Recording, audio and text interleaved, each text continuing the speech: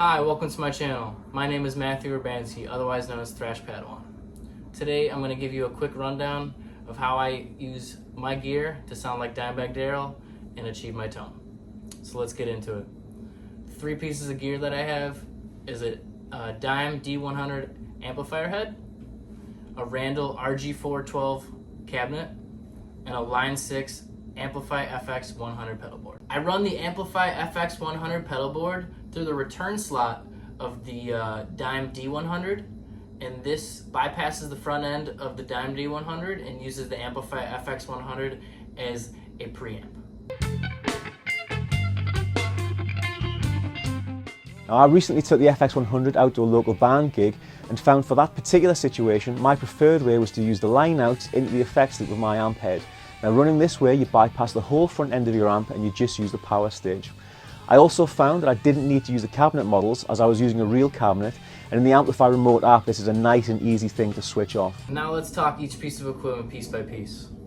We're going to get into the Dime D100 amplifier first. If you don't trust me for how awesome this thing is, trust Ole England. Dimebag sounding amplifier.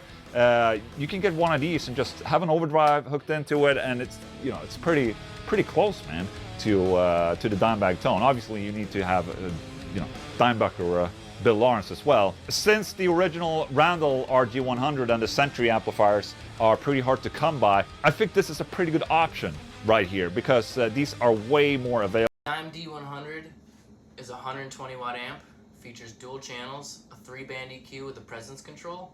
It's also got a boost switch for gain, dual effects loops, and an FS1 foot switch.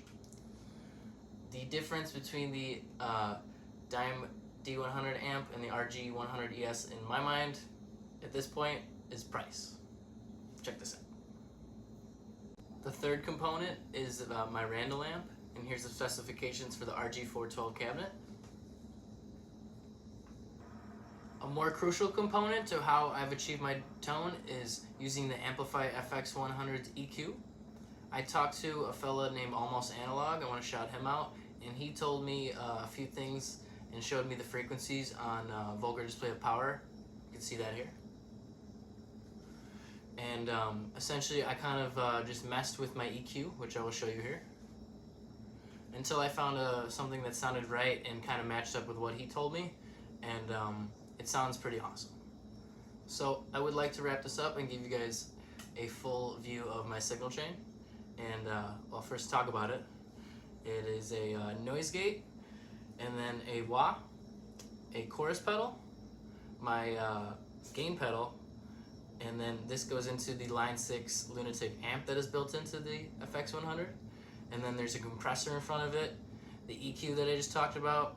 It has a delay and then a reverb. Before I wrap this up and jam out, I just wanted to tell you guys that the Amplify FX 100 has tons of different effects on it, including a pitch shifter that I still have to learn how to use. Dimebag Daryl loved it, and wah, chorus, flanger. I love the equipment because it's cheaper and I've been poor my whole life. I've achieved the Dimebag Daryl tone as close to as I can with the cheapest equipment that I can, and I'm very proud of that. If you enjoyed this video, I hope you like and subscribe. Rest in peace to Dimebag Daryl. Enjoy this. Rock on.